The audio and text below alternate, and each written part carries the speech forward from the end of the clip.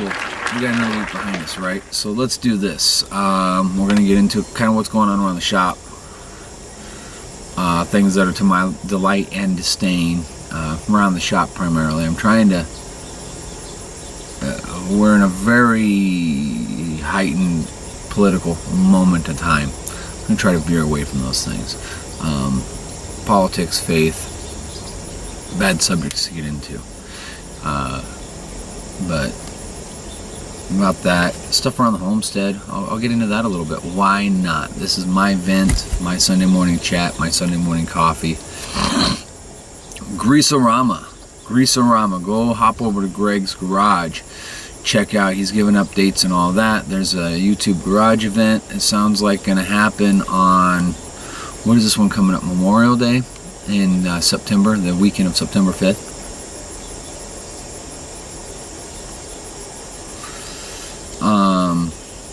Our circumstances, our household circumstances, I think are changing, so that it's going to take some different routes to go. So let's get started. 66 C10, it's pretty much done. We got some polish and shit. I bunged up the rubber gasket around the back window, and I didn't grease it all up before I popped it in place, and I tore it.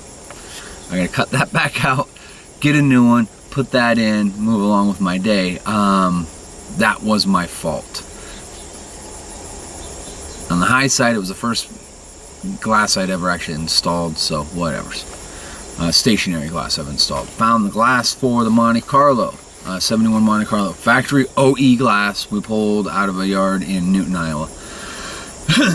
I blew up the rear quarter glass on the passenger side a long time ago. So it is, we're using Chevelle front inner fenders. There's some nipping and tucking that has to happen to make those work for a Monte Carlo. We're gonna do that. I didn't want to put plastic. I should have put plastic. I should have just went OE. I thought I fucking knew something. I just hate putting plastic inner fenders in those old muscle cars. It don't seem right to me. It is right. So we got to finish fitting the front end, wet sand a little bit, polish, detail, and touch up. Done. Yep, C10, we set it on fire, had to put it out with a fire extinguisher. So it got shoved out. It actually got hooked on Thursday night to go and get set up so it can have all, the electrical needs redone. Somebody's going to die in that thing. The owner was standing there when I was trying to fire it up. I was going to time it, set the carburetor, all that shit, and the ignition electric went fucking up in flames under the dash. The owner was standing in front of the truck. He popped the battery cable off. One of my guys brought me the fire extinguisher. Yes, we keep fire extinguishers handy. I've only got one in the shop right now. I'm going to go get the one from the C10 refilled, and I'm going to get at least one more because I want them close at hand. That definitely curtails tragedies. So there's that. We start scrubbing tomorrow on Christine, so I can get that prepped up properly, cleaned up and into epoxy. One thing I have noticed, my team is slowly coming together. These are entry-level people I brought in. They have mechanical capabilities, mechanical aptitudes, with very little formal training. That's what's required right now of my little shop. There will come a time that I won't hire someone wet behind the ears. I'll hire someone that's a little more seasoned. Right now, for our position in the market and capabilities and cash flow, it's what it calls for and works well. I'm more interested in getting a team of guys top from square one, and build that. I am quickly becoming a little more than a facilitator, which is really weird. As it turns out, we get the little jobs in. Little jobs used to take us a couple days. They take us, a couple, 3 days. They take us 1 day. They drag it in. They strip the broken shit off. I look at it with them, figure out what we got to do, give them my advice. We straighten it out best we can. These are shitty cars that It's not how well, it's how much, and we don't get to follow OE procedures. We don't get to follow all of our spec sheets, and I hate it. I hate the work. I hate that type of work. They get taillight warranty, and that's it. And I have to. That's a part of the station of where I'm at. I don't have to, but we need the cash flow, so we take the work as best we're capable. How's that? Anyhow, they'll get tore down, new sheet metal and plastic fitted. Get it tore down, get them prepped, thrown in the booth. By then it's 4 o'clock. They finish cleaning up their mess, and I got one guy over working on old shit. And I bounce in and out throughout the day. Well, if we got 4 or 5 projects going, I'm on the phone a lot.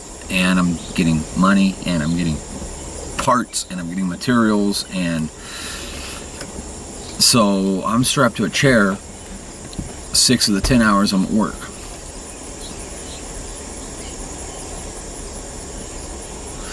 Plus, I've found having a moment to sit down and correct and organize my thoughts is invaluable. I'm more productive, the shop's more productive, we're a better team for it, so I guess. The scary part is I'm quickly becoming the guy in the office. I am irreplaceable in certain areas of the shop right now. That'll change soon, I'm sure. So, that being said, things aren't going terrible. Within our little household, we may be in a position of having to replace a very appreciable income soon, and me and the girl have been talking and looking at options and looking over things. I've been looking other directions anyhow. I'm trying to stay in my lane, what I know.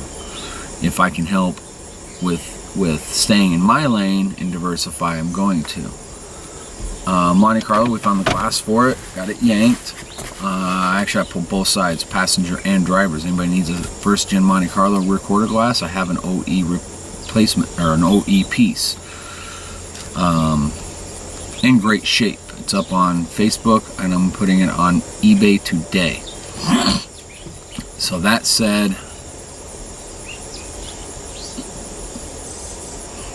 yeah, that being said, there I'm in the, into the current century. We've got a card reader in the shop now. It just runs off my little tablet, and I got a little tablet. That's pretty much what's going on right now. I'm looking into doing some car flips ourselves, because why make $500-600 on a little shitty car job when we can take the whole enchilada? We'll probably start off with a recycler's license and move to a dealer's license, which means, as much as I like my facility, we're going to have to move in the not so distant future. I would say a year to 18 months we'd end up having to move somewhere with more storage space outside, more storage space inside, office space inside, things like that. So that's kind of where that's at. We've been chasing down odd parts. People are looking for parts. That's going to be my next new endeavor, I reckon. Like I said, we're looking for an increased fiscal volume without having to overload the workers on the floor, because that's just stupid. So parts is going to be the route to go.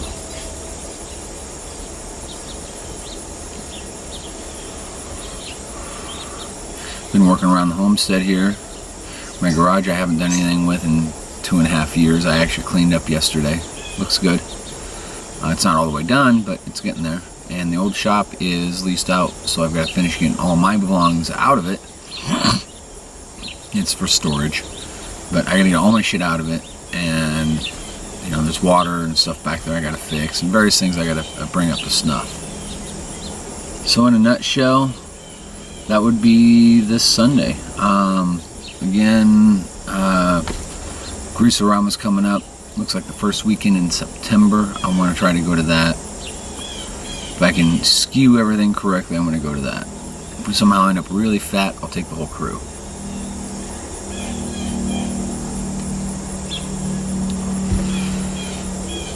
Feel like I'm walking in razor's edge. Don't want to fall one way or the other. You fall one way, you're too overloaded with work, you don't get anything done. You fall the other way, you got no work and nothing to do. So that's where we're at. We're soliciting the financial aspect of growing pains. Could be worse. I'm going to get off of here. Let you folks on with your day. See if I can't help out in the old household, and then I got to come out and take care of the yard. So, gosh, yeah.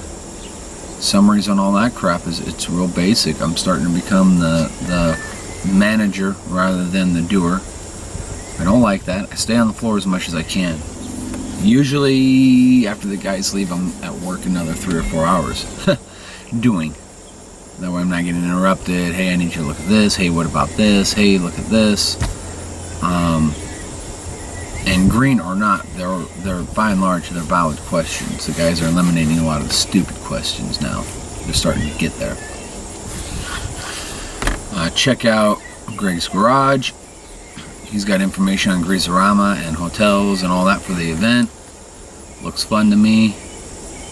I want to go. I want to meet some more tubers. That always makes a smile on my face. I did get to meet one tuber and Facebooker, and that's Richard Webster. He dropped by and gave us a big ass shop pedestal fan, which we have been using happily for the last several days. And that's always a pleasure to be able to meet someone from the old interwebs. Actually physically meet people. I like it.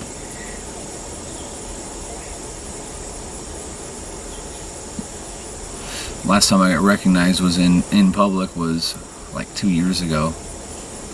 That was weird. I don't do anything special or spectacular, but so yeah, we're plugging, we're moving. Hopefully I can do a video set on a 63 C10. I gotta find out about that. Coupled with all of our standard workload, we've got 4 weeks maximum to take it apart, clean it up, undercoat it, body work it, block it, seal it, paint it, assemble it, get it out the door. We can do it. With the crew I've got, we can do it. I'm excited. I'm excited to get up every day for work, even though I hurt every day for work. I'll talk to you guys later.